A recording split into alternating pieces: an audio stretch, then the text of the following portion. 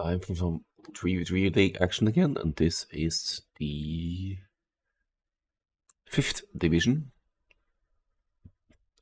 Best of 5 playoff final. And these are the maps that have been drafted for this best of 5 migration first pick for Cast 030. It's been a popular map this season. Produced some interesting games on the longer side, and first pick for Kerbach, the team Mesocav, going for Maghreb, a nomad start map known from Battle of Africa, isn't it? I believe. And then we proceed with the bats. Another nomad start out the window for Pigmans. Golden Lakes gone as well.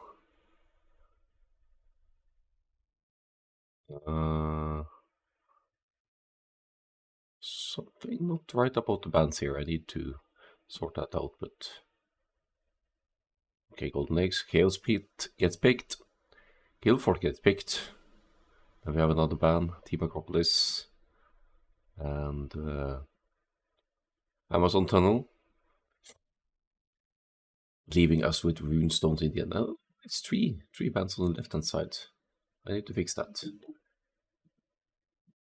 But in any real case, we have Runestones as the designated starting neutral map.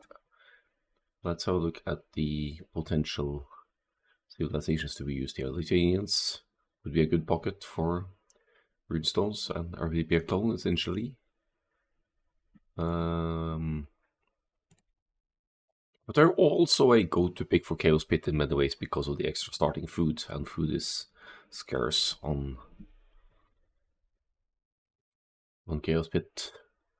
I expect to see Ethiopians Mayans on flank. Maybe Magyar's pocket then. Magyar's pocket for Runestones. Franks could be a go-to pick for Chaos Pit, but also for Runestones. We'll see what kind of pocket civilization they go for in the end. Teutons, another contender, but they're cheaper farms, also good for Chaos Pit. And there are lots of notable pocket civilizations here. Towns, Runestones, perhaps. But for Runestones you also need some archers, side flanks. Gonna be Chinese probably, and then what's the other one gonna be? Poles? Byzantines?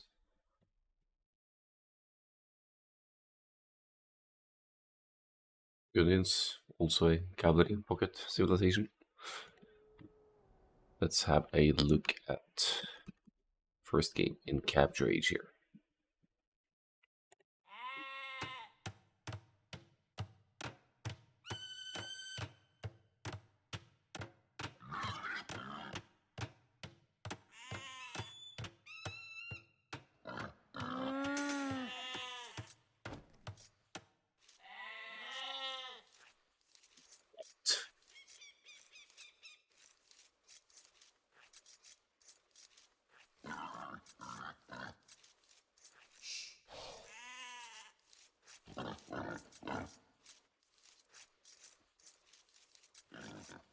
Big Dog Bra with the Incas. Incas providing a free llama to the whole team right underneath the town center. Great team balls in many ways, because it frees up more of your sheep to scout. As you can see here, 3 sheep being used for scouting. You get to discover your resources earlier, and look at those guys are already moving out to potentially lame. There we go! Playing the dirty way here from Great King Pat, bringing in an enemy boar. Maybe they feel like they're the underdog here. Is he gonna go for the faraway backside boar here though? It has been scouted by Pigmans, so I don't think it's gonna risk that. No Loom on the villagers, or is it? Loom is in, of course, it's Mayans. If it hadn't been Mayans on the flank here, you could definitely try to stop a villager on the way. Yeah. Playing it properly dirty here. Will he also be able to block the villager enough to go down to the boar here? Let's see, looks like Pigmans brings the boar in safely, does not shoot it to the town center. And now at a huge disadvantage with the starting scout, the Eagle Scout, having lost a lot of hit points. You could garrison it inside the town center and heal up. So, not a disaster by any means. And Kerbach here is scouting a little bit on the flank side because Great King Pat has been busy with his own scout, guarding his own boars while stealing one from the red player. So a bit of Dark Age action there, not too commonly seen the lames these days, but that is effectively 340 food plus for Great King Pat and 340 food minus for Pro Syndrome who will have to push the deer now to compensate or seed some farms alternatively. See some heavy commitment to the sheep for the time being. It's a huge food boost for Great King Pat, to be honest, stealing that boar, because he's also got 100 extra food from the starting bonus of the free llama with the Incas.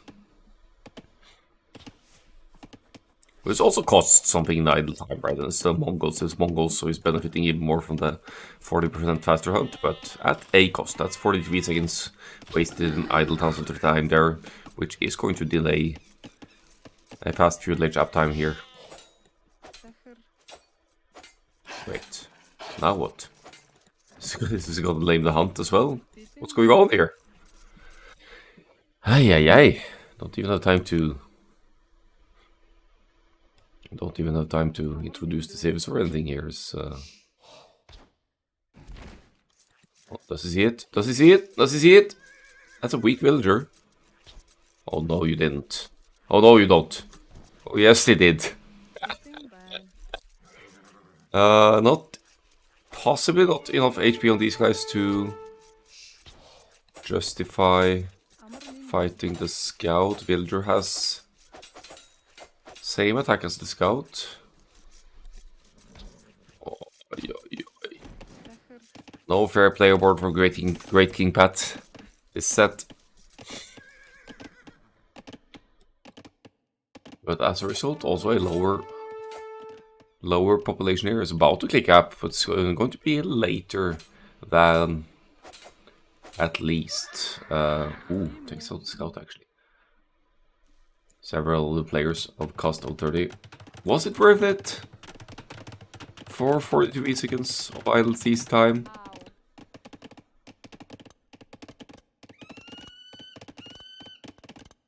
Arcs coming up just now for the red player is able to go up at what would be 19 population after all.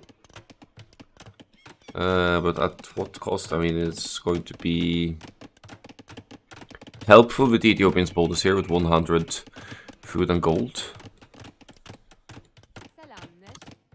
Once you reach the next stage. But that's a huge setback anyway. It's Pro Syndrome is probably not going to be able to afford fletching particularly early here. It's a drush by the looks of it from Big Dog Bra. I think it's too late for the men at arms, but it's only 2 militia, so these could still become. Wait, there's a turtle on the way, so it's the men at arms. Not too complicated in team games. It tends to hit too late, and they also didn't successfully lay mines this game, so peak mounts should be able to fend off this rush nice and early with the double ranges there. I don't see this getting too much value. Inca's Spanish pocket for Bezucab, that was a surprising one, but they do have fully upgraded paladins, and for that matter, the Conquistadors as an option if you can get the castle up as a raiding unit with the Conquistadors. Mongols flank, certainly possible. Get archers, crossbows. Guess they get arballists as well, we just don't see them very often.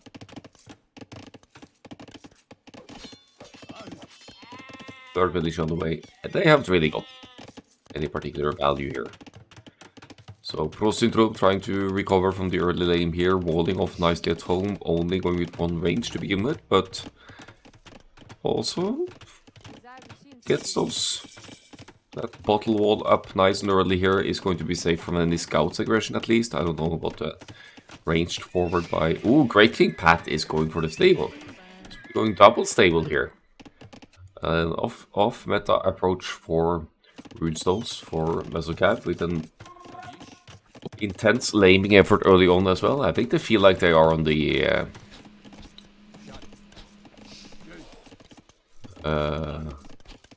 they are the underdog in this matchup with the way they're playing this. Maybe they just don't like runestones. Here come the scouts from Magyars, as suspected from Castle 30. Got the 4 scouts out and about, 5 by now. Delays the first range of the Incas as well. Huge value there, 1 villager down. Could fight the spearman, probably doesn't want to until 4 scouts numbers can join in, and there's not going to be any archers or skirmishers help just yet from Big Dog Bra to keep these spearmen away. Decides to fight it though, because Magyars get instant 40. So +1 attack. Oh, there's a weak villager. Do you see it? Do you see it? Is it? Does he see it?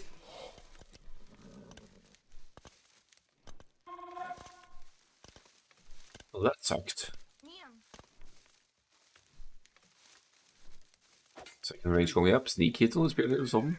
Hit points taken out of the spear. Still weak villager going to build a range as well. Basically asking for trouble. Here come the archers to join in as well. Get the weak one! Come on! There we go. Nice. Value. Big value against the Incas here. 4 villagers going down. We have some Spanish scouts over here. Great King Pat with quite a chunk of Mongol scouts as well. Double stable scouts. Okay.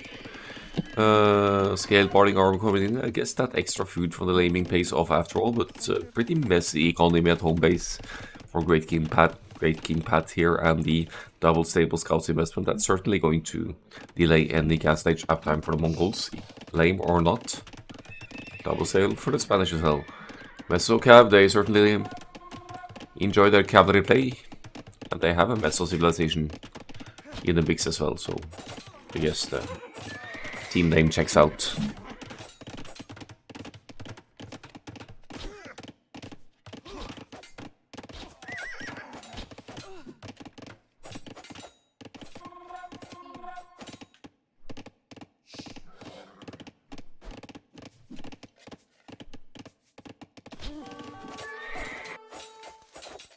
Overdrop. This could turn the game around, but here come the fast-firing Ethiopians archers. Let's see how much value Great King Pat gains from this. He has the +1 defense.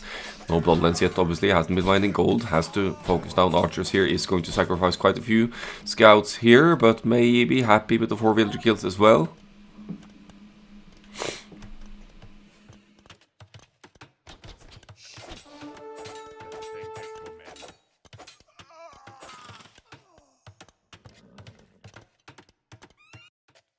Outside that 2 versus 1 situation here. Just a few archers though. Is it going to be enough? There are more scouts from Flemish and better upgrades as well. Bloodlines on the way in. That could change things. Seems to get decent trades here in the middle of all of this. All of the skirmishers go down as they usually do in team games when there are scouts out in the play. Spearman joining in here as well. Team coordination not at its best for Castle 30 for this one.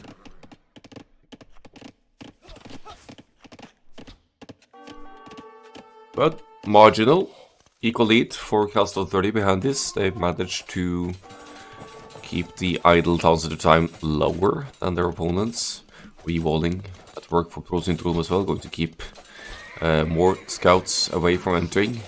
Great King Pat not getting there in time. He is keeping the Ethiopian archers at home and at low numbers, but he's going to lose all of the scouts in the process.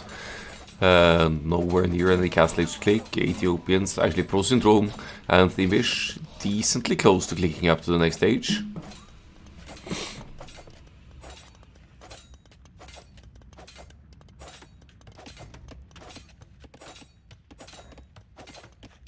Oh, there's outside the walls here, that could hurt.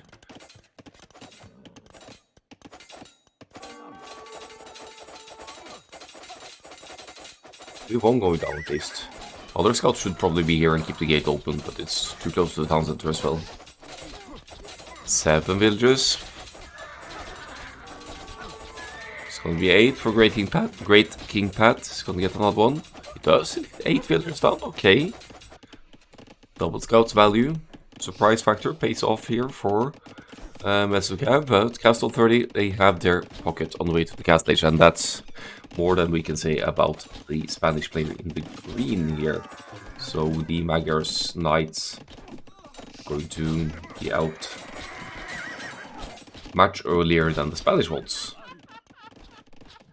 GKP once again happy to be let in here. It's probably laughing because he found his way in through an open gate there. So it says thank you very much. Happy to take another fight here. It's happily wasting scouts by the looks of it as well. But once again, getting Village gets 8 villagers out by the Mongols. Farming count looking healthy. Maybe we'll see a cavalry follow up in the Castle Age as well.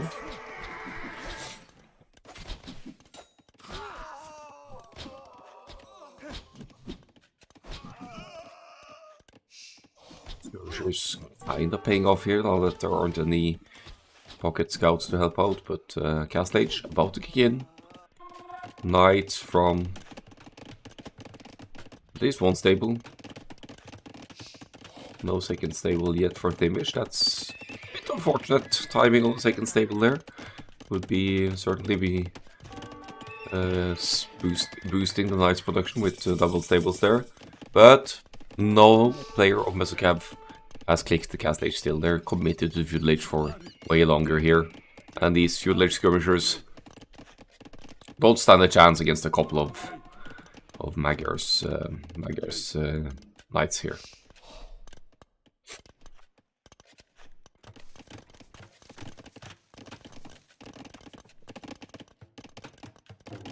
All's not quite there yet for peak mounts. He needs to wall this area as well, otherwise it's going to be vulnerable to Knights raids from Thavish, but he's walling the side closest to the yellow player for now. Second down center for yellow. Good addition. Since nobody else is in Castle Age, that's going to give an eco advantage for sure.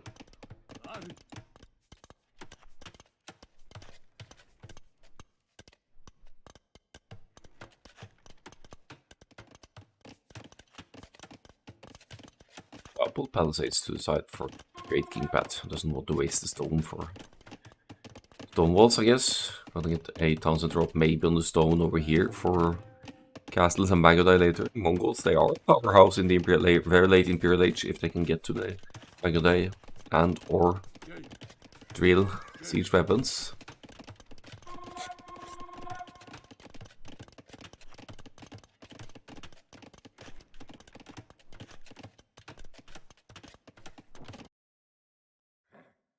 There's 2 knights out. 2 stables producing now, 5 knights out on the field. Spanish still not clicked up. This could be a disaster, to be honest. I feel like since Kerbach isn't in the Castle Age yet, he hasn't even clicked. Of course, Cast already can't know this, but this is the player you should be hitting. If you incapacitate the pocket player, you'll be taking away all of the mobility of Mesocav, and suddenly your double cavalry approach is all that much stronger as well. So, never mind the...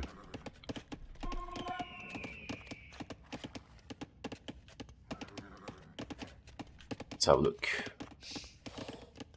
They're going up now, so maybe. No, I think it's still the right time to hit the pocket player. Second stable going up here for Kerbach.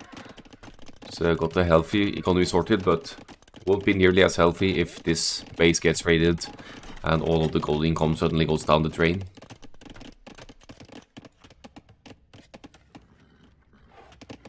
And what the Castle Age follow-up will be for GKP here. Great King Pat is getting the armor, so he's committing to cavalry still. Might mix in some cabals as well. He's going to collect some of the relics by the looks of it, since he's also invested into a monastery. Or is it just to convert any forward cavalry from Flemish?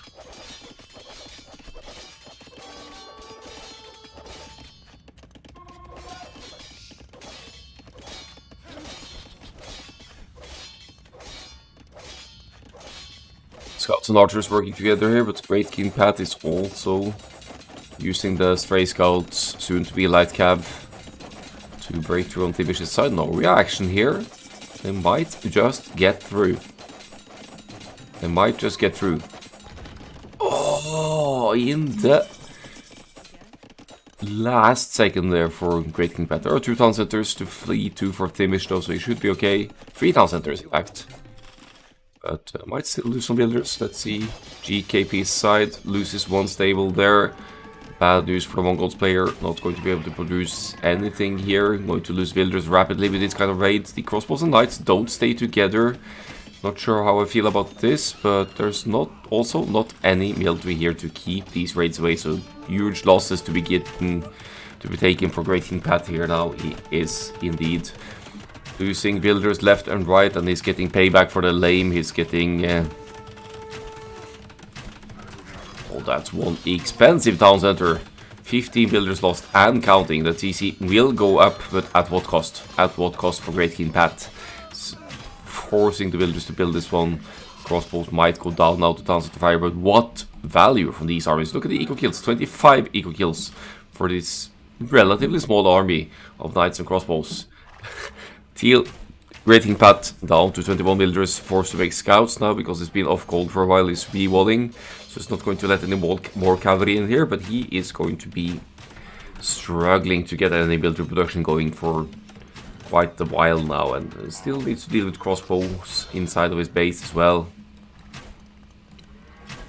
Massive raid there from Castle 30. Now with a healthy mass of crossbows moving forward towards the Inca side as well. Palisade Gate's going to go down in just a few. Few volleys from the crossbows here. Defensive tower, which means any additional town centers will have to be bought over here. Big Dog Bra now at risk of losing quite a bit here. It does have armor and attack for the villagers, so that's that. Incas, villagers from the castle age onwards benefit from blacksmith attack and defense upgrades. So they have more pierce art.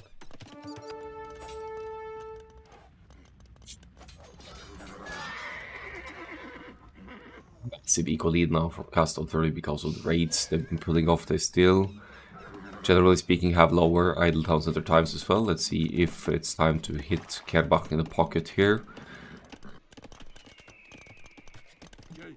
Eagles are in for Big Dog Bra. SM needs to deal with the crossbows, but we're not even close to the numbers needed yet here. Not sure I believe too much in that transition, especially not with the Magyar's cavalry on the field as well. Very wild. Thank you so much for the raid. I appreciate that. Raiders.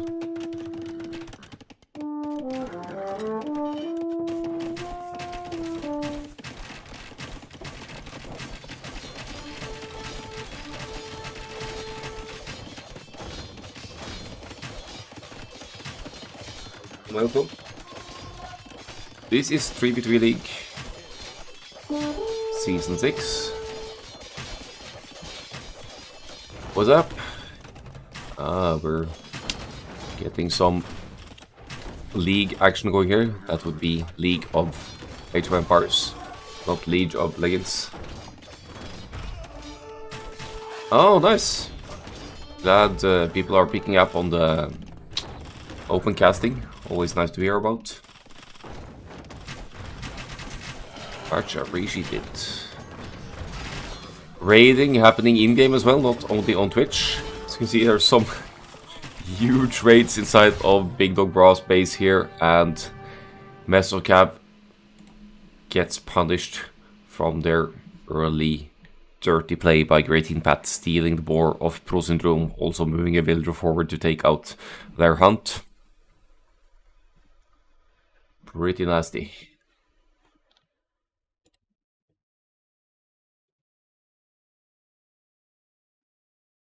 Accent with a bit of a cold today at that.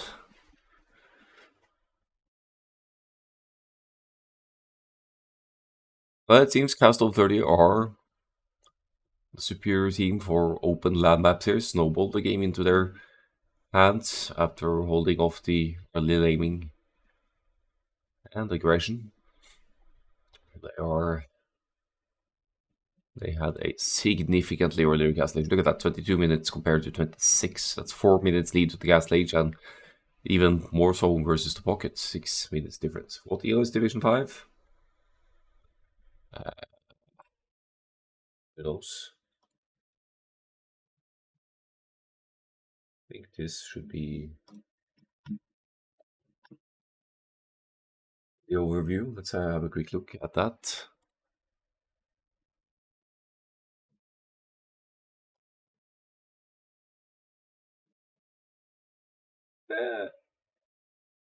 Spans from 1400 to... Oh, it's all within the 1400s, actually.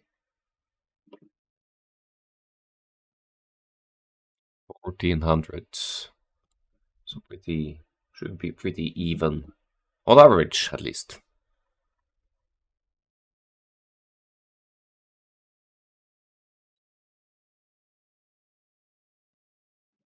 Pretty convincing equal lead here for Castone 30. Right. Should lead us to the first home map of Mesocav, is it? Yeah. Which could be Maghreb or Chaos Pit. Let's just make sure that we show the civilization that have been played here. Mongols down. That would be a good one for Maghreb, so that was a bit... And Spanish as well. Not using Spanish for the nomad. It's kind of interesting.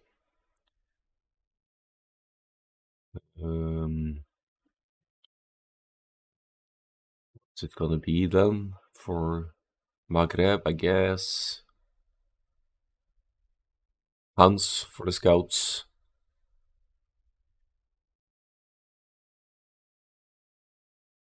And I really don't know. Could be a decent map for Tatar's coverage. I'm puzzled by this draft. Chinese could be good. Once you get to Tanzan draft, you have 3 bonus villagers. Any map we should see more this season? I always love me some Chaos Pit. Would love to see that a lot more. But it has been played for sure.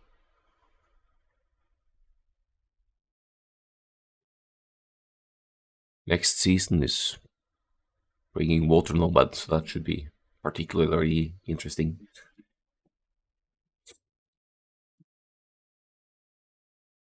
Mer could be a Maghreb Civ as well. I'm at a loss of the civilizations here. Sicilians, probably. Khmer, possibly.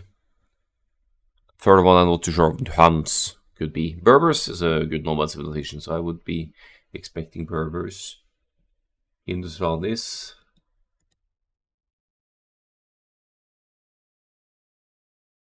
then I really don't know. I wonder why they banned Chaos Pit against you.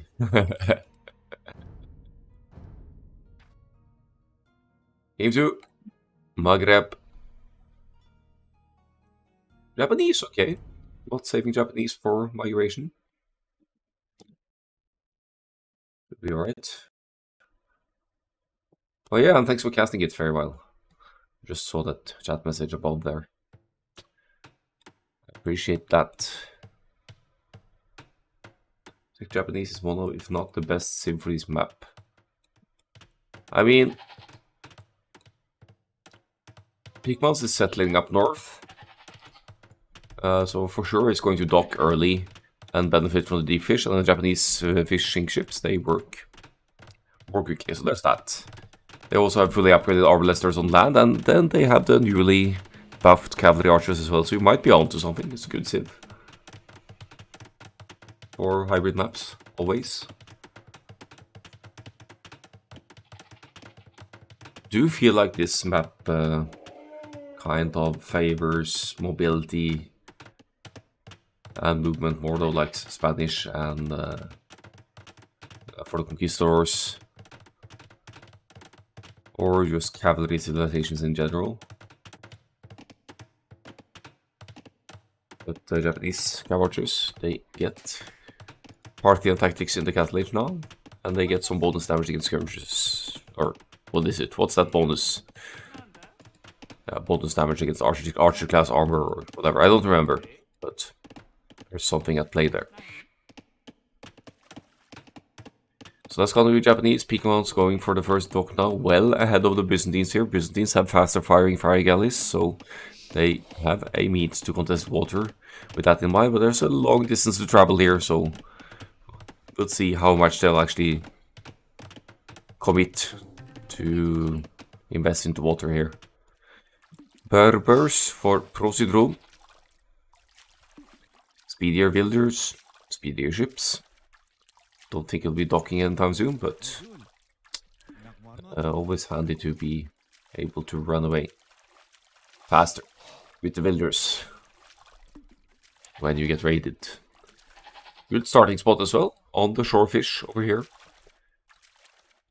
Fastest fruit source in the game.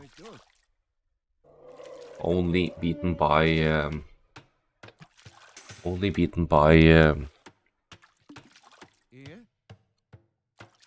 Mongols Hunt is what I wanted to say. This Thinvish with the Hindustanis in the sort of, I mean, as far as pockets go, it's not going to be pocket on this map, but in the, let's say, the middle position, a good starting point for Hindustanis to play the scouts aggressively to deny these spread out food sources in the middle area here, and to move to the south to deny them of stolen gold as well. Team bonus. Scouts line and camel line get bonus damage against buildings as well, so it's tougher to rely on quick walling to keep the Hindustanis cavalry out. Now for Mesocav, Great King Pat with the Huns, kind of as expected here. Now dropping the barracks already.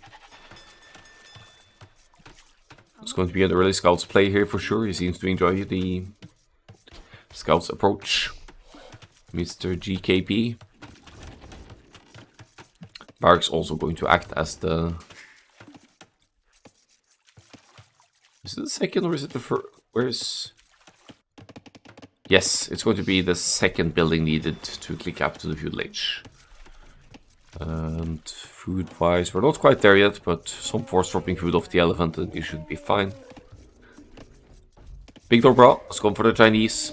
It's at 1 minute of idle towns at a time, which isn't too uncommon with the Chinese. Unfortunately, loses one villager to the elephant there as well, so the 3 extra villagers of the Chinese, that advantage is now officially gone.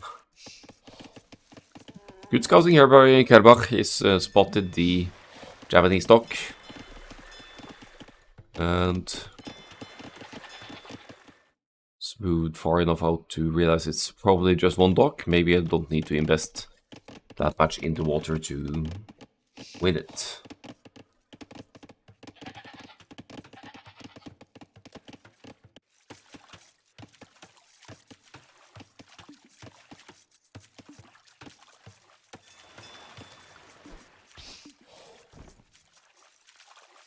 It's a 21 population up for the Hindustanis. The barracks is there, so that's going to be the scouts. It's also an early up for the Berbers, so probably a double scouts approach here from Castle 30, whereas Pigmounts will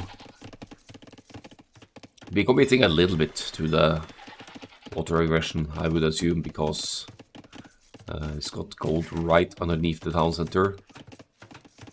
Also some team walling going on here. Pro Syndrome with 4 builders over to the top side over here.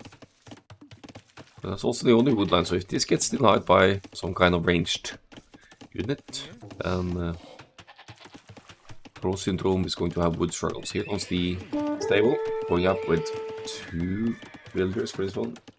Thanks for the follow, Bombay Gypsy, and also Fairy Wild from earlier.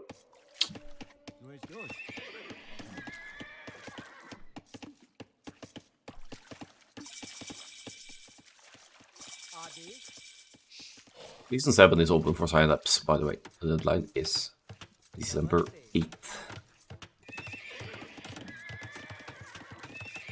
Yep, stables going up basically everywhere here. Japanese not in the feudal age yet. but well ahead of the Byzantines going up, so I think Peak Mounts should have an easy time winning the naval fights here. The Japanese fishing ships are tankier as well, so even at equal numbers, the Japanese are at an advantage in terms of keeping their fishing economy alive. Almost 4 scouts now. They don't have the hunting bonus. Great King Pat.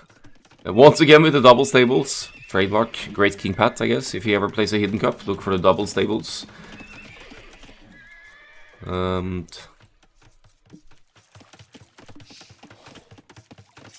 Double stables for Big Dog Bra as well. These guys are joking around. They love their cavalry play.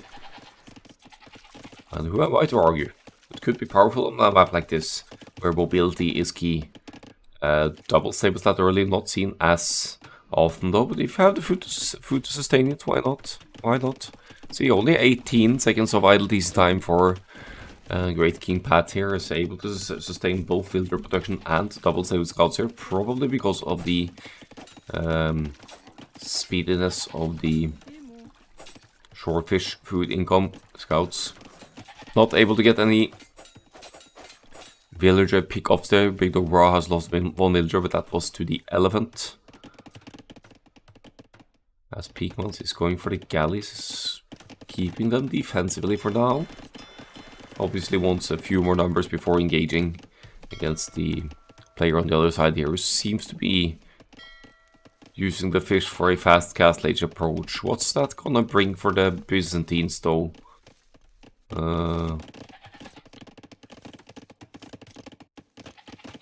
Is dropping a second dock. It could be just a speed run towards the cast lage for fire ships here to try and contest the Japanese naval situation with cast lage armies.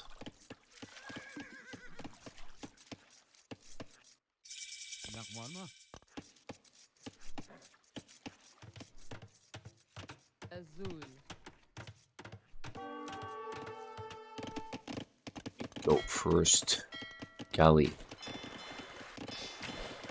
over at Kerbak's side, at least idling the fishing ships for a little while here, but one galley, that's not going to be enough. You know, fetching is in, and while the galleys have bonus damage against fishing ships, we'll need a few more to get anywhere with this. Big Dog Bra with 2 eco kills now did successfully find some opponent's economy here. Some very exposed villagers over here as well. No upgrades on the scouts yet though, so they're still vulnerable to villagers. Look at all those scouts! It's double scouts from both teams here, but it's... okay, I guess it is double stable. Not for the Berbers. Berbers will want to get to the cast lage earlier to benefit from their cheaper cavalry in the cast lage. Some great pickups here by Pro Syndrome. 2, 3 villagers going down. 1 weak villager gonna find their way back here. A couple of weak ones. No upgrades on either of these scouts, so Pro Syndrome wins this one basically because of numbers. Gonna find even more villager kills here. Great value from the scouts opening from cost of 30, I guess. Some value from Vessel Cav as well. 3 villagers taken out by Big Dog Bra, but at what cost?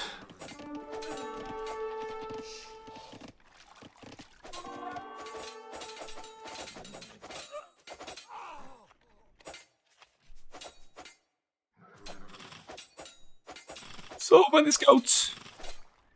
And successfully taking out the first villager there for Great King Pat as well.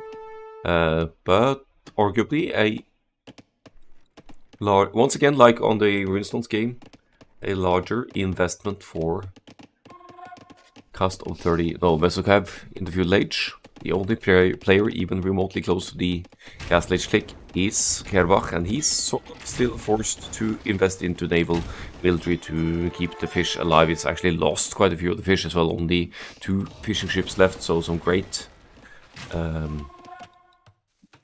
naval aggression by Pigmans of 30 over here.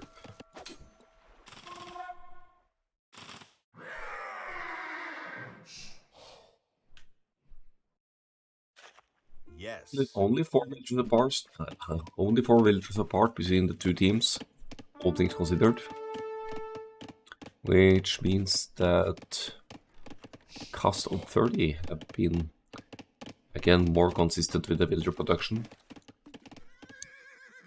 One little black field over here, Mesocav could get amazing value if they scout this area, but they're also going to be looking for where cost of 30 are collecting their golds. But it's, look at this. That's 7 villagers completely exposed over there on that little black patch, so it's just pure luck for Pro Syndrome not to lose any more over there. Spearman over there, though, moving over now, protecting the precious food income of the red player.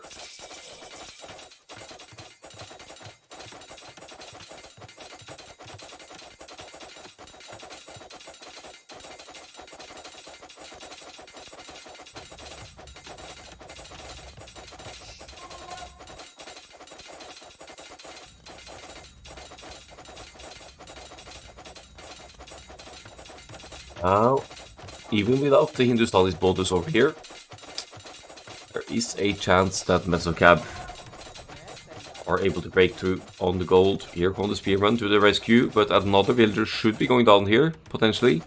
And regardless of that, we're off gold. Great King Pat, fully upgraded scouts here in the masses. Spearman, no upgrades, but Castle Age on the way for the Berbers. Could save the day for cost of 30. With the cheaper Berbers cavalry once again getting a huge power spike with their stronger Castle Age units. Good job at idling the gold here, though. I think that's putting the scouts to good use. If you have a look at the gold income of the Berbers, even with the cheaper cavalry, that's not going to last you too long over here.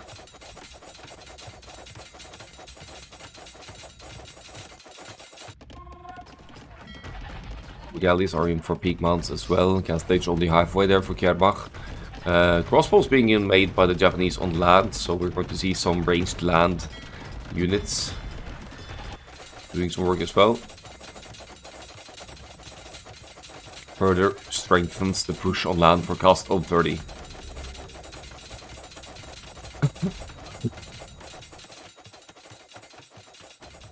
Oh, I love the dedication here with fletching for this very forward tower by Big Dog Bra, and I think that might just range some of the golds here. Hold on, we need to... Oh!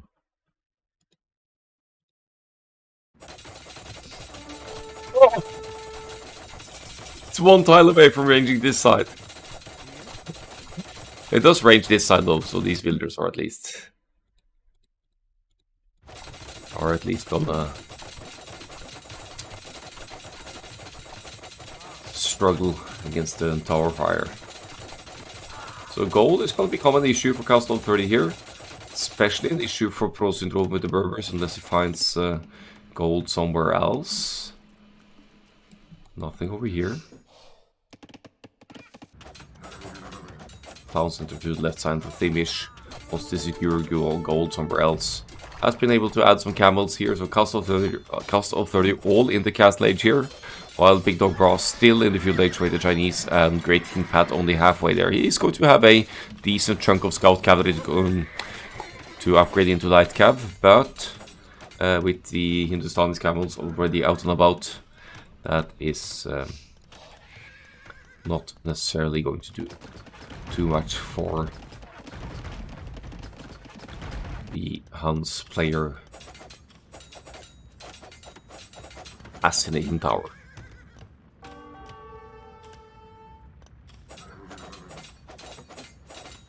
Still idling the gold, so there's that.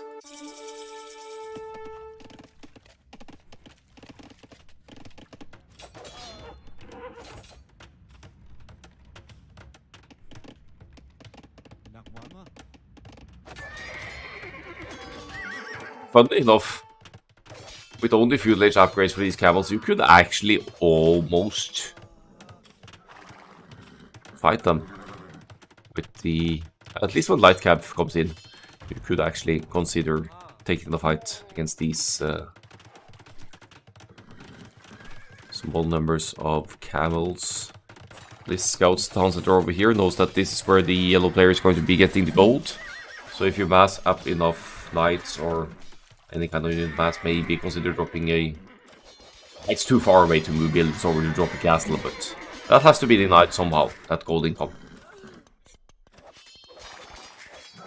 Speaking of denying, Pro Syndrome loses the villagers building one town center over here, so good.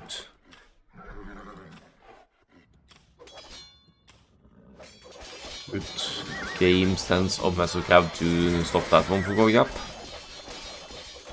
Wanted to go on stone as well, so Berbers wanted to get some defensive castles up to secure the golds, most likely. Not too impressive numbers here, so you can see the gold tabs here for Castle 30, it's on the low side.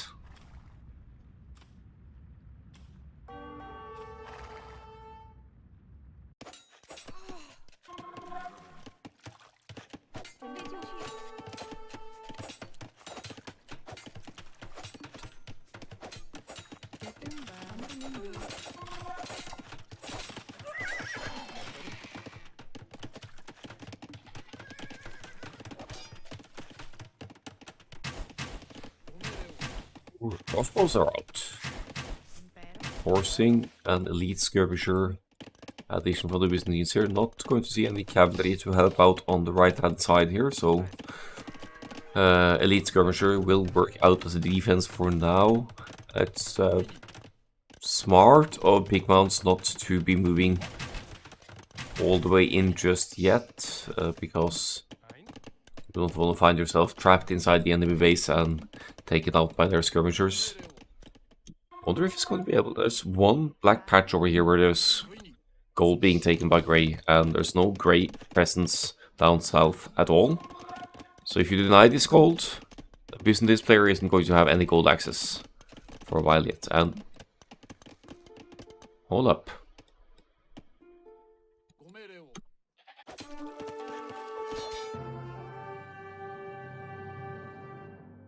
Yes. Yes, Mesocab feel like they've taken two huge losses here, a little bit too late to the cast stage, perhaps. You can see they've suffered from raids, but they've been getting damage in as well. They're massively behind in economy because of the later cast stage and the addition of town centers. So there's that, and looks like a couple of town centers have been more or less denied on the golds here, so that complicates things. Another group of villagers over here that would be going down to camels as well. Water lost early to the Japanese. Just a better combination of civilizations, perhaps, for Custom 30 here. It's to do with map positioning as well, right? Where you settle.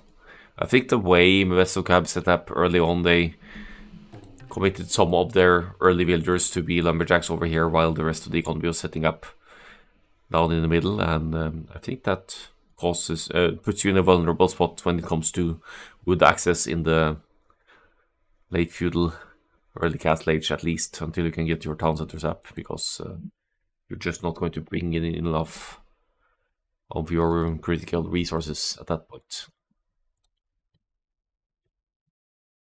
So let's make a browse through the statistics here again.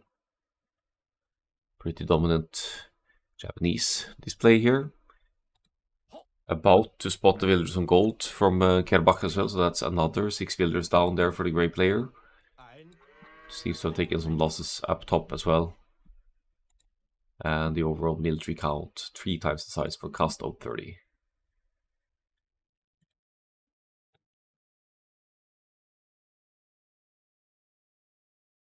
I think a lot of that is the... No, it's a gold income actually. I thought it could be the food from the fishing ships. Probably barely needed farms. There are some farms at work, but no huge deal.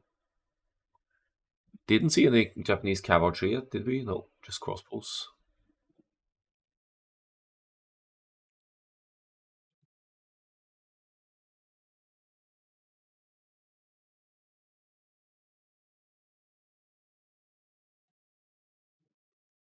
Right, so cost of 30 looking strong thus far.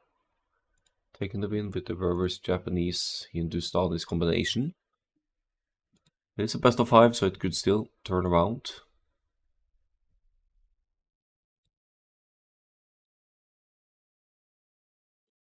Yes, it's gonna be Chaos Pit next. So let's pop in and have a look at that one.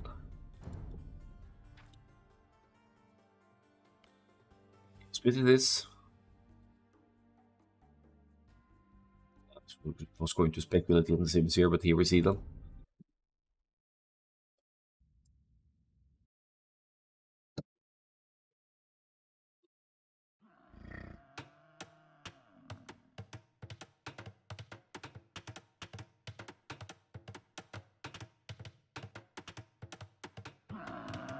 Right, Chaos Pit. Are we going to see any laming action from Kerbak's side for this one? Great King Pat, Big Dog Bra. They are moving out. Hoping to snag some opponents' buffaloes, perhaps.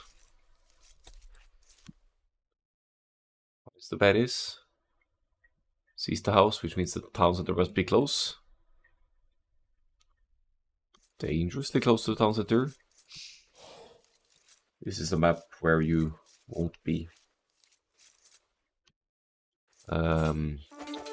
using your buffaloes extensively to scout, but as you can see, the starting town centers are so close to each other. Is there any elevation advantage at work here? I don't think so. Here comes the villager. Bad news for Great King Pat here. Might lose his starting scout already, which will already quite diminish his it will hurt his opening scouts, which I expect Great King Pat to do. Looking at the previous games we've seen here, is putting it back home. Yeah, it's got to survive for now.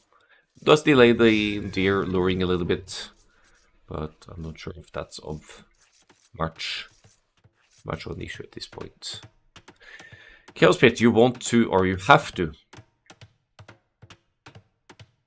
put your lumber camp on these wood lines to the edge, because you need to chop through, get through here to get to the golds and stones on the sides.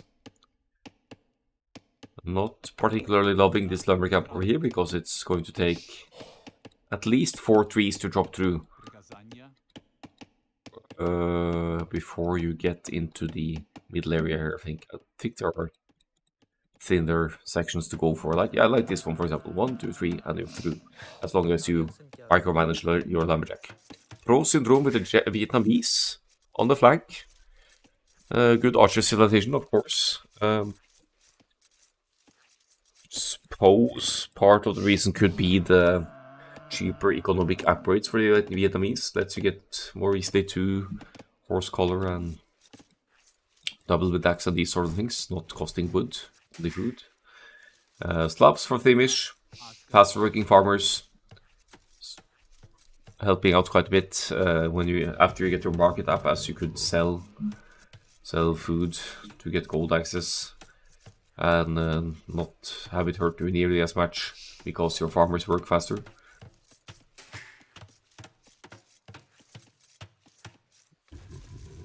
And on the right hand side we have peak mounts with the Koreans. Smells like towers to me. Koreans towers, they get their upgrades instantly once you reach the castle, and the Imperial Ages get upgraded instantly to keeps, to guard towers and keeps. But you could of course also play the ranged units, because the Koreans get the archer armor upgrades instantly once they reach the next stage. Big Dog Bra with their flanks. Civilization often seen on this map. Why? Because of the berries, perhaps? Already started some preemptive walling here. Only needs to wall the sides to keep any Opposing scouts out, and at this point, cast on 30. Probably have some idea what Mesocab might be up to, because we have Franks, Poles, and Sicilians, all civilizations likely to go for scouts, even though a couple of them have good archers as well. Great King Pat, Sicilians could also go for a dungeon rush, but will not be able to produce any sergeants until gold can be claimed on the other side. Has to go for quite a while here to find the gold as well, so a bit unfortunate with the lumber camp placement there.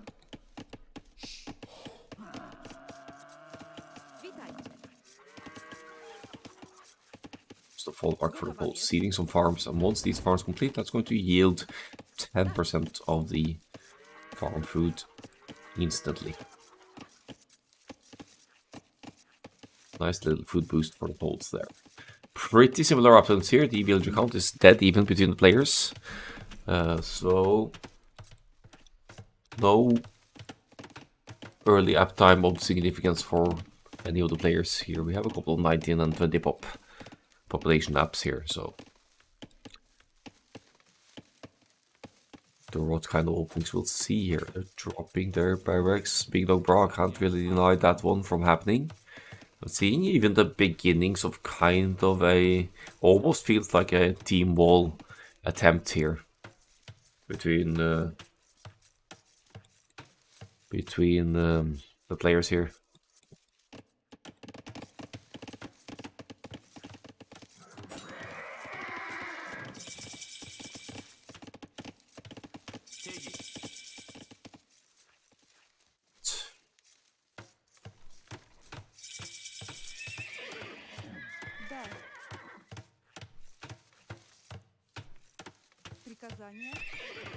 Stable, rage, okay, rage for the Vietnamese. So you've still got quite a while to go to get to the gold over here, so not going to see the Vietnamese archers anytime soon. Could still make skirmishers to keep enemy spearmen away, so you could play scout skirm, which is also arguably a strong combination. Find the stable for Kerbach as well. And now what for our green friend, Great King Pat? Struggling for wood, or what's going on there? What am I missing? There's the stable. Never mind. Just a little bit late to the stable building over here. Frank's stable is up as well. Frank's 20% extra hit points on the scouts, so they have the strongest scouts hit points wise. Here comes the second stable as well, never failing to go for the double stable approach here from Mesocab. It seems to be a requirement to become a member of Team Mesocab to be able to play double stables scouts in the feudal age. I like it. I like my feudal age aggression. Nice to see some unconventional approaches, and on Chaos Pit it could be viable.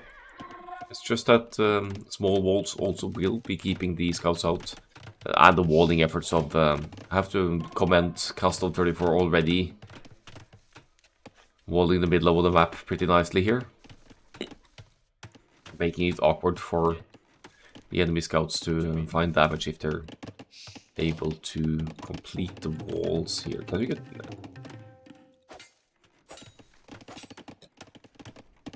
Okay. Yes, we're... Alright. Some value for the teal scouts over here, Timish, fighting in unfavorable numbers here. Pole scouts getting some value. Only one archer here from the Vietnamese, still not through on the wood line. Not paying enough attention to the lumberjacks to get through.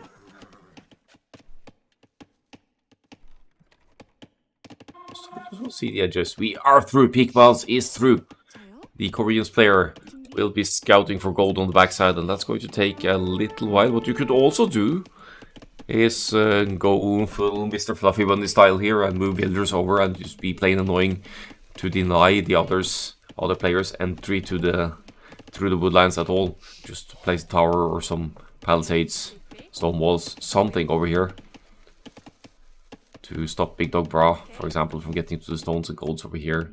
Looks like Great King Pat is about to get through. He's going to have to look for a while to find the gold as well.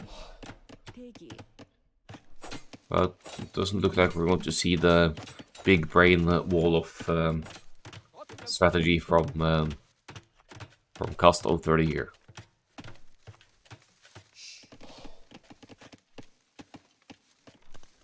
It's triple scouts from Besukav. And as long as Cast 030 don't have gold access, that might just very well work out. They are nearly fully walled up. Look at these Vietnamese scourgers.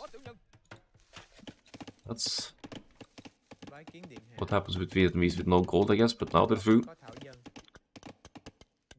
Just needs to get that lumber camp app and they're fine. Upgrades coming in for the teal scouts now. So the pulse scouts gonna get some extra armor just in time to pick the fight against the spearmen there. But now with gold access for Pro Syndrome, we're going to see Vietnamese archers being made, surely.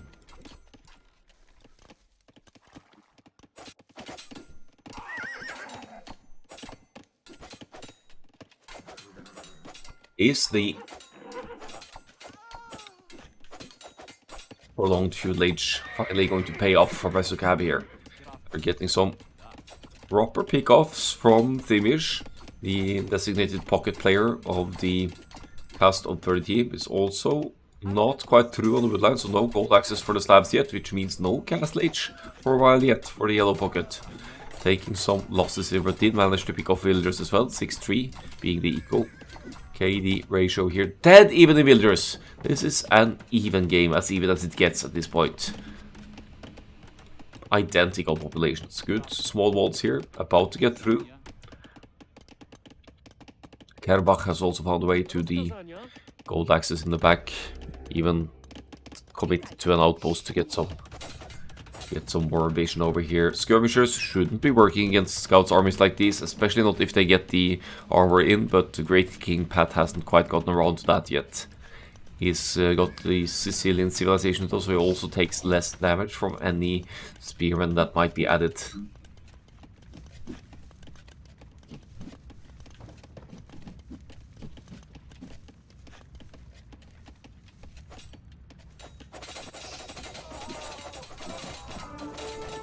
Oh, it's a slaughter on the Japanese and Vietnamese armies. Still no archers being made by Pro Syndrome. Maybe just trying to get to the Castle Age instead. Could be a reasonable transition to make at this point, but is also finding himself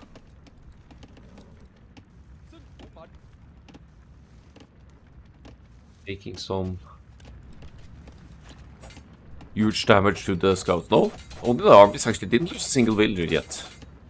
So I guess good on you for Pro Syndrome now, only missing the second building to click up, so doesn't even have a blacksmith yet, just ranges.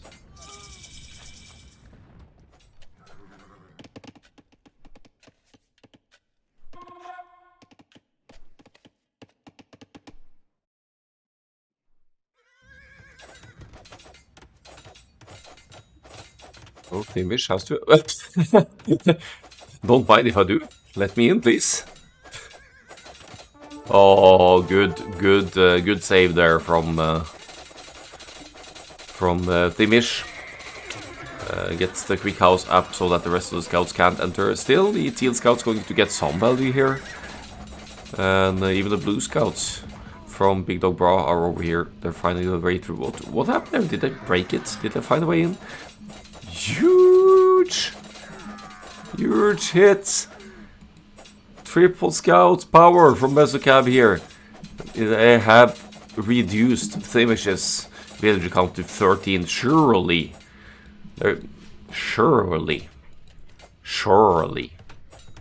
Just trying to not sound like surely. Is there a way back here for the Slavs player? I'm not sure if there is. It's in the Castle Age, dropping another town center. But there's no wood access whatsoever. I don't think there's any on wood for Thimish at this point. Look at that resource count, dude. You're not going to boom back easily on that one. 21 villagers lost by the 23-minute mark. Managed to get one knight out, but what's one knight gonna do in all of this? Massive scouts numbers doing work here, chasing. Keeping the gate open. Great play by Great King Pat there as well.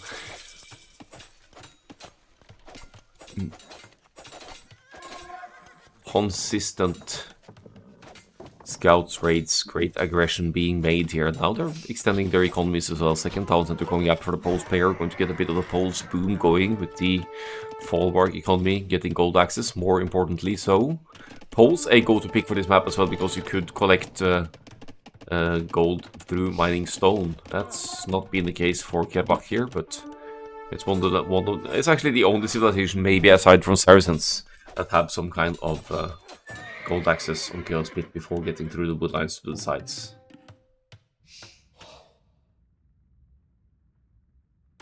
The early builders lead and counting now for Mesocav, putting up a good show on their second home map here.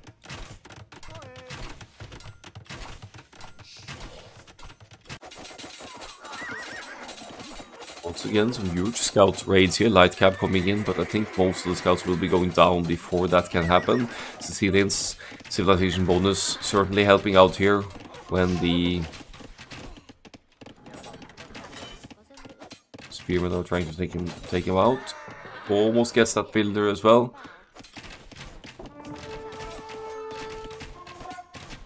Great raids once again from Mesocav.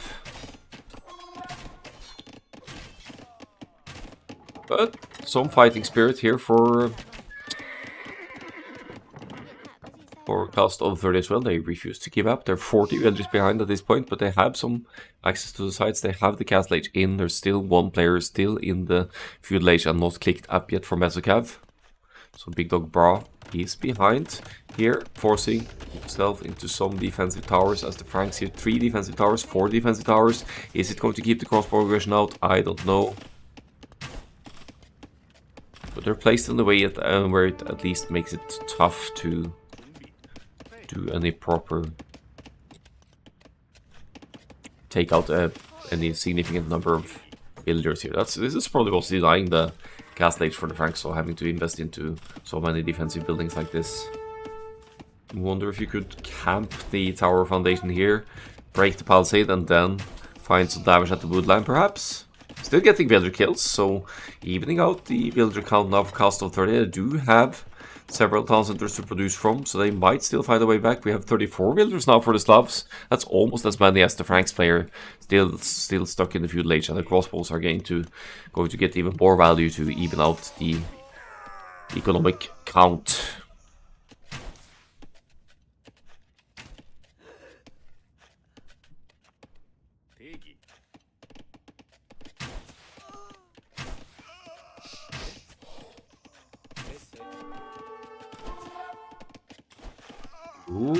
Ooh, Mangonel. Big hit incoming. Scorpions, Mangonels.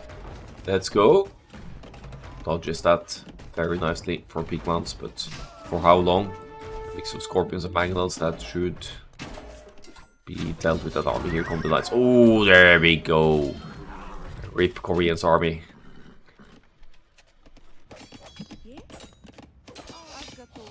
Good raids for Mesocav. Yet again here, they keep denying, especially the wood income of Castle 30 here. Does that show in the Pro Syndrome is definitely struggling.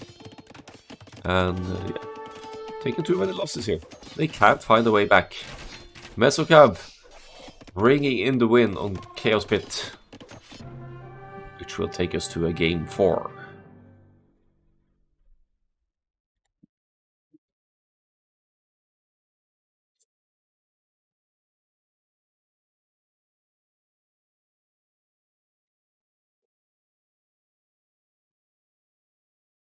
What happened here? It's the skirmisher army going down just like that to the scouts. That's why skirmishers don't work in team games, guys. Find a good melee unit and they melt like nothing because they can't use their spears at close distance for whatever reason. Whatever reason that is balance. Convincingly larger economy here for Mesocav. Up times very comparable to the feudal age. Big Dog Brown never making it to the Castle Age, never needing the Castle Age for the team to take the win. Triple scouts working out for Mesocav for this one. But we're also going to go to Castle 30's first home map. which could be migration.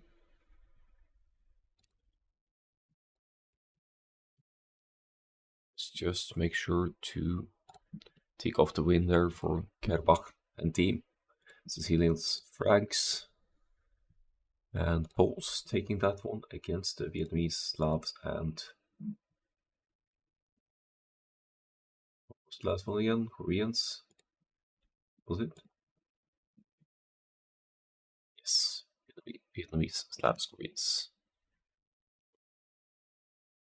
Right. Hill Fort or Migration. 2 home maps left for Castle 30.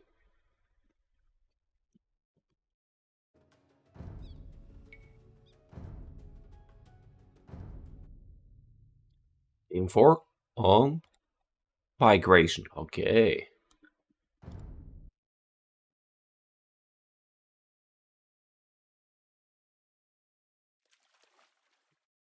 Let's have a look then. Map that's a bit slow to the start, but can produce very interesting games.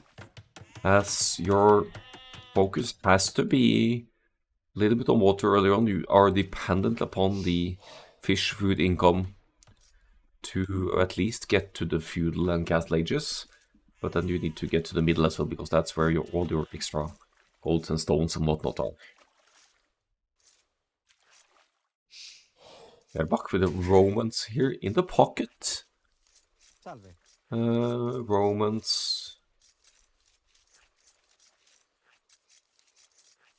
Got some naval bonuses working for them.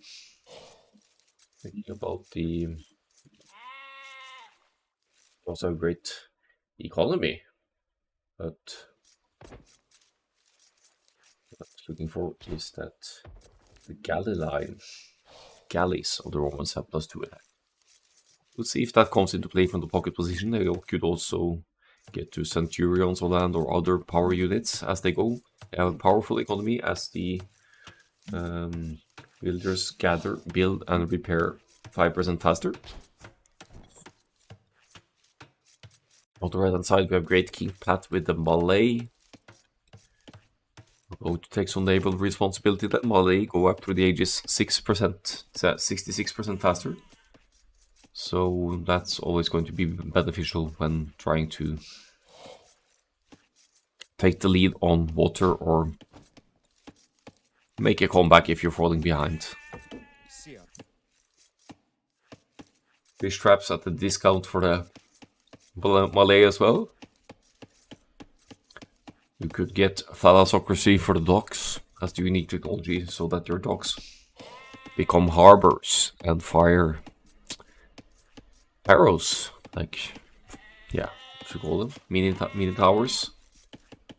Could be a means to control the shoreline and keep at least enemy galleys and fire galleys away. While on the left hand side we have Big Dog Bra with the Malians.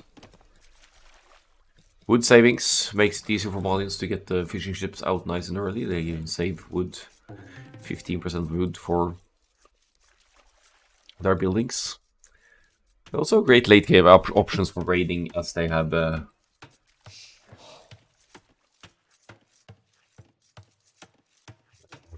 Farimba cavalry from the castle in the Imperial Age, giving 5 extra attack to all of their stable units, which is why they are missing the last Imperial Age upgrade as well. Last furnace. Otherwise the of Malians would be almost invincible in the Imperial Age if they got the last attack upgrade. So not to mention the infantry, which also get, or the swordsman line, which also get +1 pierce armor per age. So we did see in the 3rd division playoff cast that Imperial Age, early Imperial Age condotieros from the Malians did some serious work in the middle. Maybe we'll see a repeat of that here. Condotieros, if you have, well, actually we won't see it here because we don't have Italians, but if we had Italians on the team for Mesocav, that would be an option.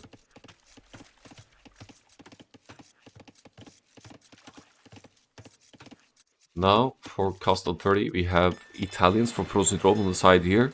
Definitely got the better late-game naval options against the Malians. So, set up well to dominate against the Malians if it goes late on the naval fighting to the sides here. Thievish in the pocket with Lithuanians. Also gets to dock early if you prioritize your lumber camp ahead of the food. Here goes a mill. I guess it's a fast castle play from the Lithuanians pocket then. Going to claim the middle with town centers nice and early, presumably. It is Castle 30's home map, so I'm sure they have a plan for it here. And finally to the right hand side, Portuguese. They have strong migration civilizations there. I guess both sides do, but I still favor Castle 30's side here. They have Lithuanians with Paladins, Portuguese with strong land and naval options, and Italians also a powerhouse on, in many ways, on maps involving water. So I think they're set up well for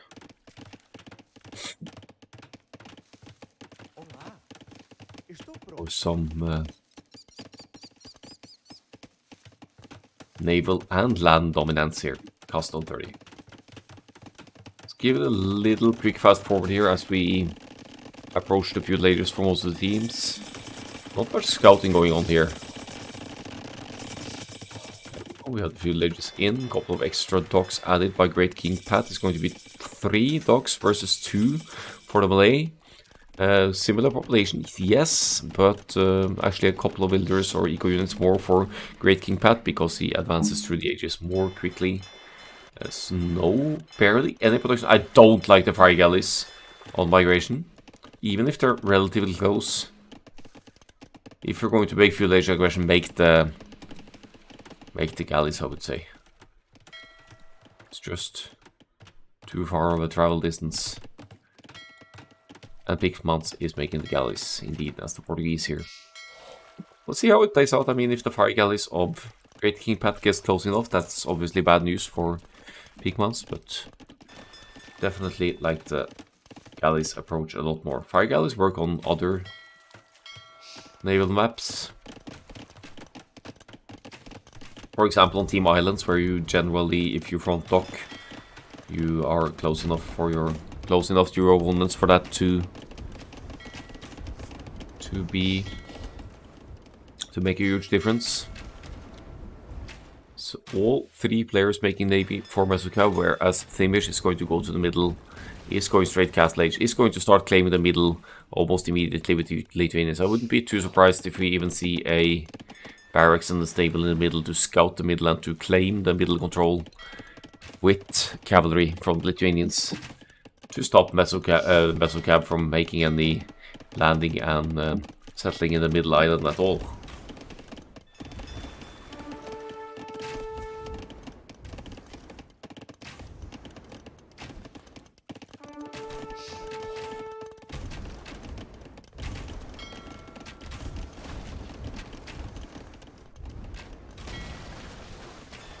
See if it pays off with this kind of extensive feudal age aggression for Mesocav. They're investing a lot into feudal age, and we already have Castle Age in for the Lithuanians.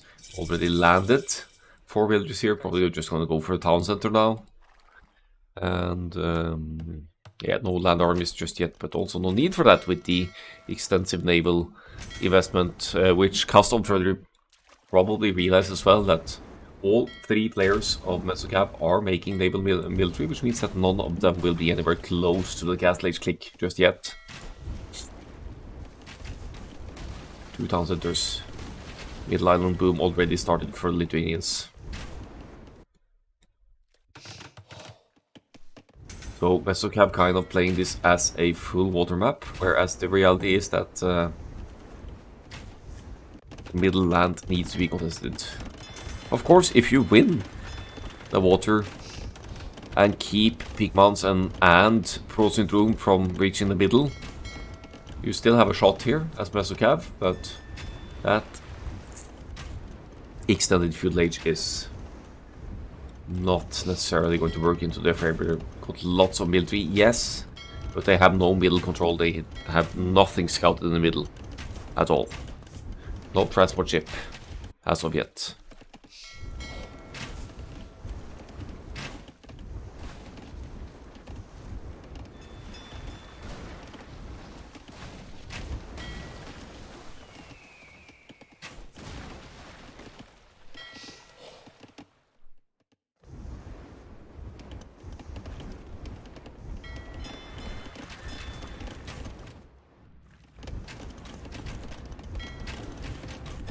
$37 military, which means there are 34 ships out on the waters from Mesocav at this point. Beakman's struggling to get the galley numbers going here, also didn't try and sneak any galleys over. His food economy is suffering from the naval raids here, but once again we have the middle completely uncontested for Themish here, and essentially giving Lithuanians the free boom. They still have the fish working for the Lithuanians as well, as Mesocav have been focused on the flank sides mainly. Gives them an economy lead, but it's deceiving as well, because now we have 2 players from Castle 30 in the Castle Age. Yes, Rose Syndrome is going to... Oh, it's had some help from Themish here with the transport ship, so also getting into the middle. I was going to say it's going to be tough to get to the middle without a transport ship, but that seems to be fine.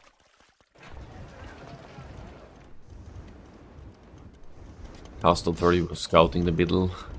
Themish with a couple of... well, this is starting scout, I guess, but... going to confirm that Mesocav still haven't landed in the middle.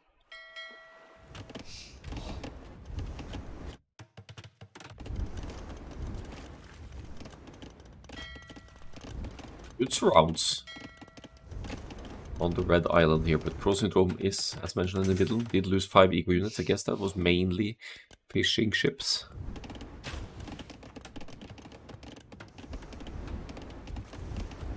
Will they manage to sneak peak mounts over to the middle islands as well?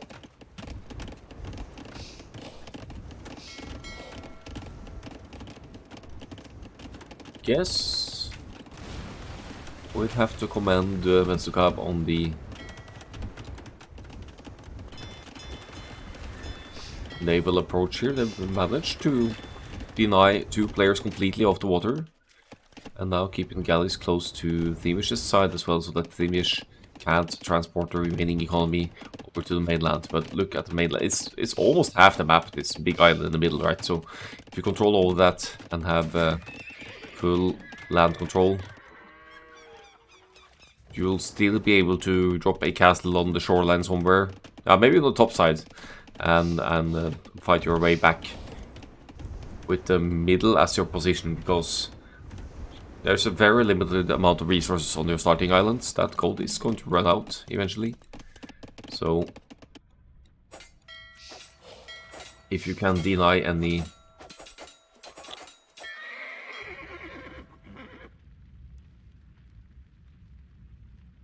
land control of Mesocav here, then you still have a good chance to fight back.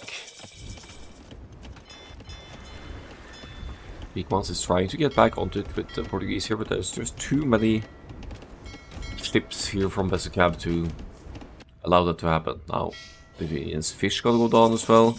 Have a farming economy on land here, so losing the fish now is much less of a concern than could have otherwise been. Italians' range is going up. That's going to be the crossbows, I would assume. Lithuanians with the monastery as well, to collect those relics and get some attack boost to the knights of the Lithuanians. Triple stables, producing out of 2 of them at least. Guess losing the fish hurts a little bit in that regard.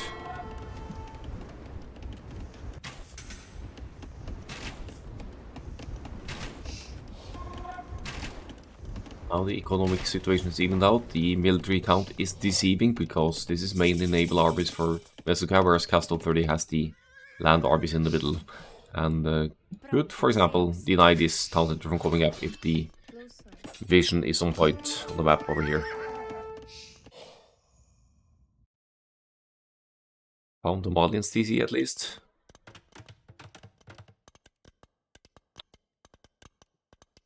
We also get like 15-20 knights and +2 defense. You could easily hop underneath town centers and fight even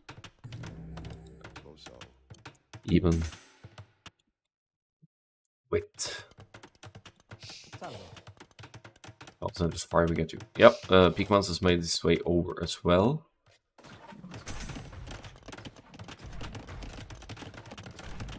Managed this just in time, so middle presence much more notable for Castle 30 for the time being.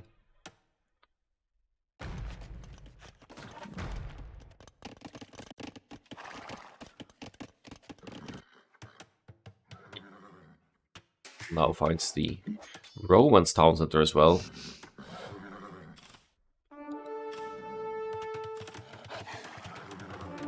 Immediate monstree for Kerbok. Double monstries even to hope to get some conversions in. Looks like they've been collecting stone to secure their position in the middle as well. Fails on that one. At least for now. So quick look at the relic situation. Relics not brought in yet. Looks like the monk moving over here didn't get to collect that one. Maybe passed next to the town center fire, or maybe still on his way back. There's a closer one to collect though, if you really want to get that going. And fading with the castle on the top of the hill for Big Dog Bra. The image is going in heavy here. There is a defensive castle for Big Dog Bra going up here, but oh,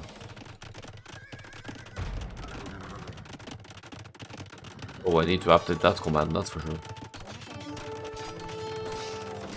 I think the castles are going to complete for both of the players here. No Liquipedia, it needs to be a prize pool for Liquipedia. You're never going to get a Liquipedia article unless it has a prize pool.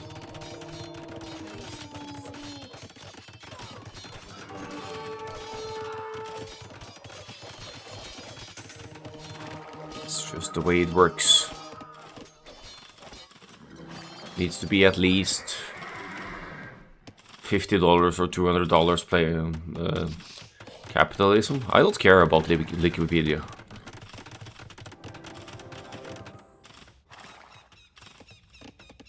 It's not in my life goals to get Liquipedia articles for any event I host.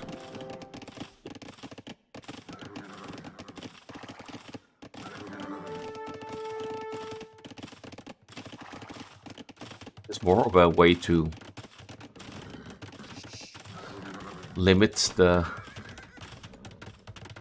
work the volunteers have to do with all the events happening all the time.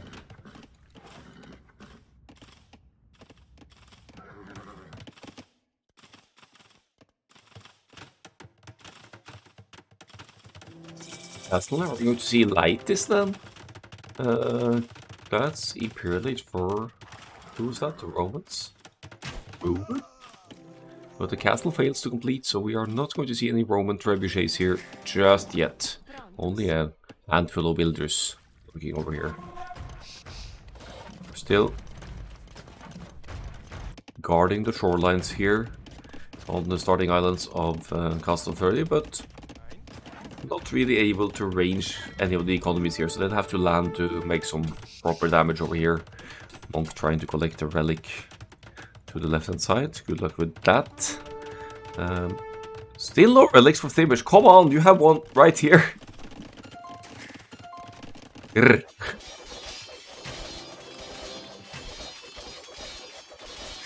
Once again denying that castle. +2 defense not in, that hurts a bit here, but I think you have to commit like this to stop this castle from completing. It's so important with the Imperial Age in for the Romans here, not to allow them to get that castle completed and trebuchets to deal with the Lithuanians' castle. But now with Imperial Age just half a minute away, Thimish should be able to easily take a trebuchet war against the Romans over here.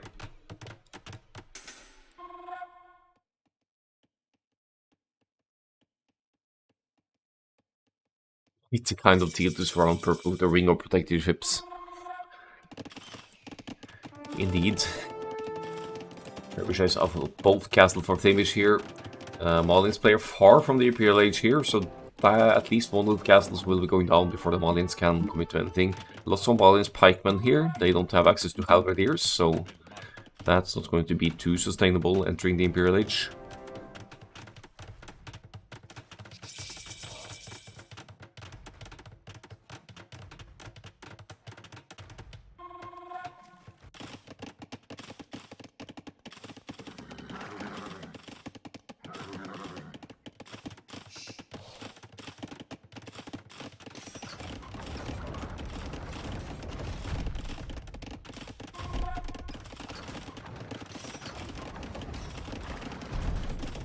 Doesn't even try to repair that one, that makes sense. Lots of barracks going up here, I guess. One idea could have been to go for the strong Malians swordsman line as well, but it's mainly in pikemen for now. That's not really going to get you anywhere. And as long as Castle 30 are able to push the castles here, they are denying gold access from Mesocav, and that gold is running low. This is Malians, and their gold lasts longer, so there's that to consider as well. Middle positioning looking better for Castle 30 by far. More castles going up. Keep fortifying those positions. This kind of looks like an attempt to get back on water as well. They could drop 5 or 6 docks around this castle foundation and finally fight back against these enemy warships just to claim the water back as well.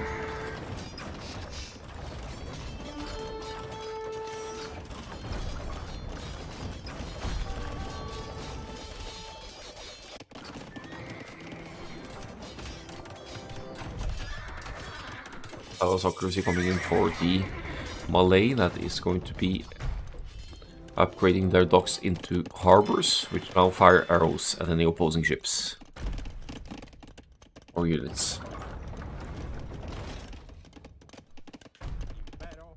It's a dangerous chunk of all these arbalists here.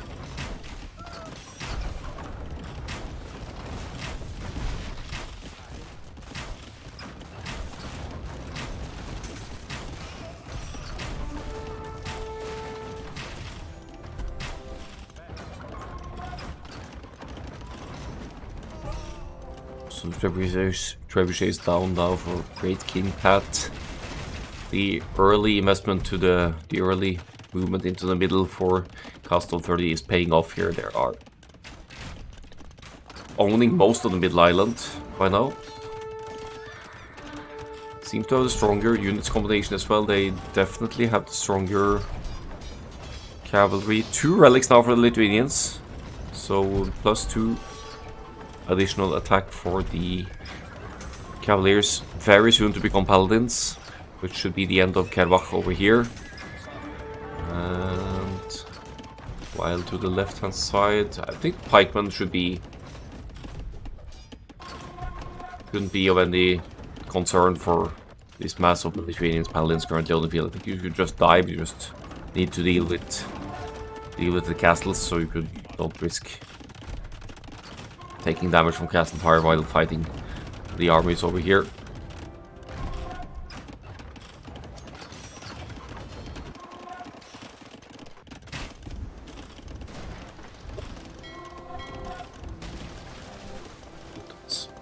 At least he tried. One castle out for the Lithuanians, but it's mainly the paladin investment here, not the lightest, so losing the castles,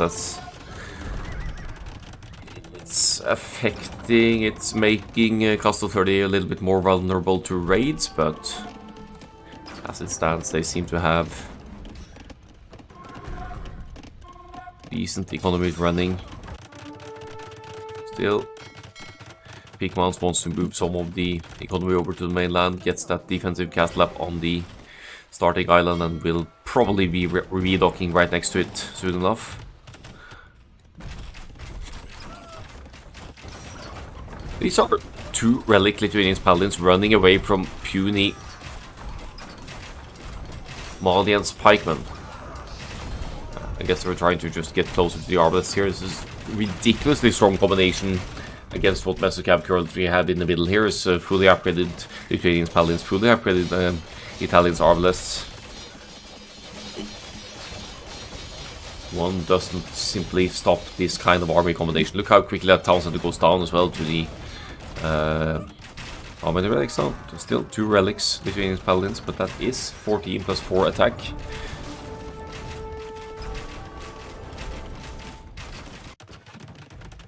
Another landing on the starting island now from Great King Pat, and the Big Monsters makes another one. It's also making trebuchets, so this castle won't be up for long anyway. Middle island, positioning. It's not going to last long for Mesocav over here. Still insisting upon these pikemen of the Malians, but...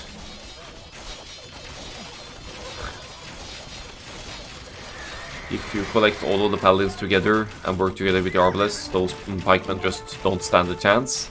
And the production capabilities are going to go down soon enough with the trebuchets pushing over here as well. It's just a slow and consistent push from Castle 30. Lots of organ guns over here now as well.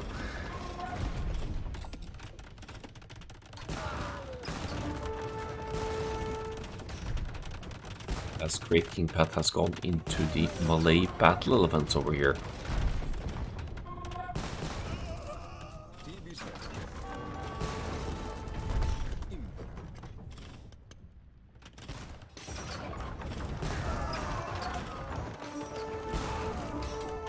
Doesn't look good for the middle position for Mesocav, I have to say. Trebuchet is going to go down to the battle elephants if they focus them close. That would be value.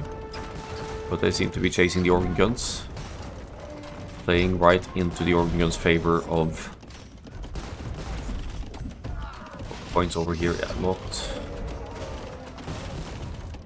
not very convincing value for the Malay battle elephants. They also only get the middle-age armor.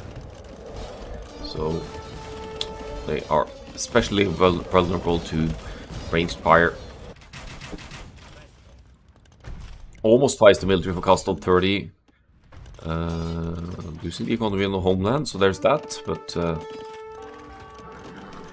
it's in the middle. Most of the resources are in Castle 30. Yes, they are slightly behind in the economy now, but there's fishing ships to be considered in the middle of that, and they only bring in food, right? You're going to need gold at this point in the game. There's still gold access, slightly, for Mesocav, but they're losing all of their position in the middle. It's just, they got nowhere to go after they lose the middle here. Then they only have the small islands to the sides, and they won't have any gold access after the gold runs out at their home bases. So I think Castle 30 has been playing it correctly here by committing to the middle nice and early, getting to this deadly combination of units that's near unstoppable for Mesocav with their current unit setup. They're still making life awkward for Castle 30 on the starting islands, but that's negligible when you have this kind of middle control. And that's gonna be it. GG is called. Nice last game, and that was a really interesting one. Huge naval investment from Mesocav, and nearly worked out, but they neglected the middle for too long, giving the Lithuanians the chance for a huge boom in the middle. Managed to snag some of the relics as well and get to the powerhouse of Lithuanians cavalry together with the arbalists of the teammate. Very hard combination to stop.